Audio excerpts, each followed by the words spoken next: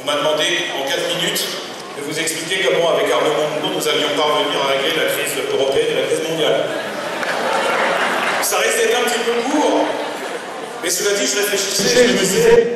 Il y a dans tous les combats d'Arnaud, depuis presque des décennies, et dans toutes les propositions les plus saillantes de son programme, un point commun. C'est cette belle et c'est cette grande idée de la souveraineté. La souveraineté, il n'y a que les esprits malveillants ou les esprits étriqués qui l'assimilent au souverainisme. Non, la souveraineté telle qu'elle est aujourd'hui proposée par Arnaud Montebourg à l'occasion de cette primaire, c'est tout simplement reprendre le contrôle. Reprendre le contrôle dans une société où l'argent est la mesure de toute chose. Reprendre le contrôle dans un système économique qui charrie, et ça a été dit par Gérard notamment, des inégalités sociales vertigineuses, qui s'en nourrit, qui suscitent de la violence sociale. Mais c'est aussi, et Arnaud y insiste, et il y a insisté à l'occasion du deuxième débat, il a eu raison quand il a parlé du mur des puissants, reprendre le contrôle face à une classe dirigeante qui parfois craint plus les soubresauts des marchés financiers, les simagrées des agences de notation, plutôt que la colère des peuples, la colère légitime des peuples. Et la candidature d'Arnaud Montebourg, elle s'inscrit dans ce combat, celui de donner un débouché politique positif à la colère des peuples. Je suis censé vous parler d'Europe, mais je saisis quand même cette occasion particulière. L'intervenante précédente a dit c'est le grand soir. Nous restons réformistes. Ce n'est pas forcément le grand soir, mais c'est un soir important.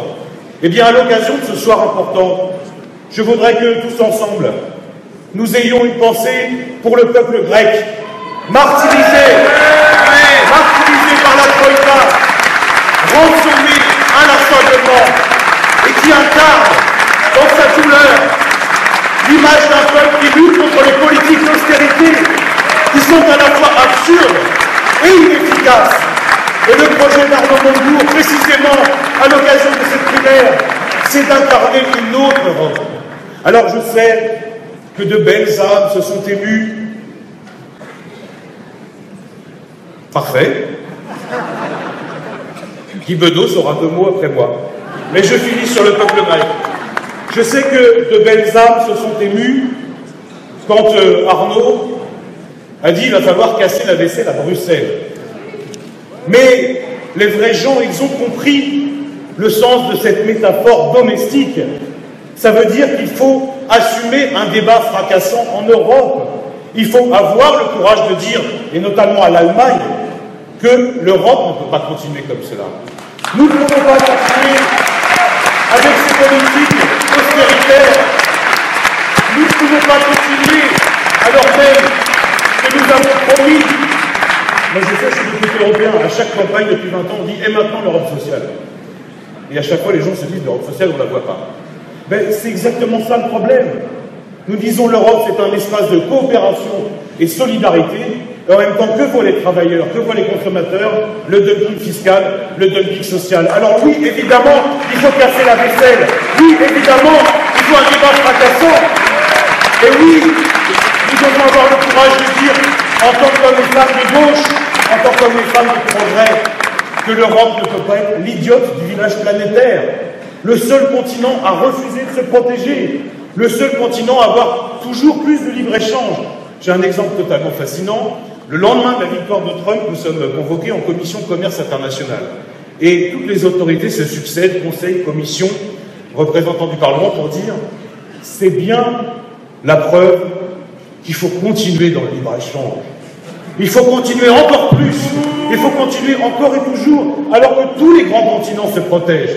Eh bien, quand Arnaud avait cette intuition de la démondialisation, c'est-à-dire des circuits courts, du produire local, du produire en France, cette proposition formidable qui est de réserver dans les appels d'offres publics une grande partie aux entreprises nationales et locales, eh bien je crois que ça va totalement dans le sens de l'histoire. De la même façon que les grandes mobilisations contre le CETA, contre le TAFTA, contre le TISA, ça va dans le sens de l'histoire. C'est ça l'Europe que nous voulons. L'Europe que nous voulons construire, et évidemment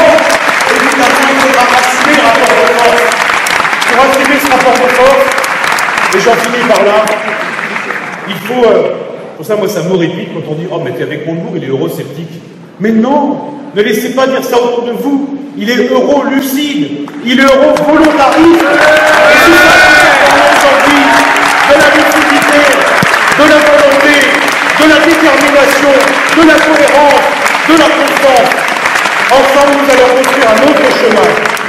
Et cet autre chemin, eh bien, nous allons l'emprunter, toutes et tous, avec notre candidat qui sera, j'en suis sûr, le représentant des socialistes et bien au-delà, comme ça a été dit excellemment par Gérard, de la gauche à l'occasion de cette élection présidentielle. Je parlais d'Arnaud Montebourg. Merci à vous.